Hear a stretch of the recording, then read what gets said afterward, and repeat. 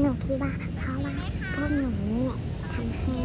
มีงานทำเพราะว่าเลี้ยงพวกหนูแล้วก็ต้องเลี้ยงให้สุดเลยหาข้าวหาน้ำให้กินแล้วมันก็ต้องใช้เงินการใช้เงินก็คือต้องไปทำงานก็คือเป็นมนุษย์เงินเดือนเพราะพวกหนูเป็นแรงผลักดันอันดับหนึ่งของโลกเลยที่ทำให้ทุกคนออกไปทำงานเพื่อหาเลี้ยงชีพแล้วก็กลับมาเลี้ยงพวกหนูฉะนั้นพวกหนูก็เป็นสิ่งสำคัญที่สุดในโลกเลยที่ช่วยให้ประชากรโลก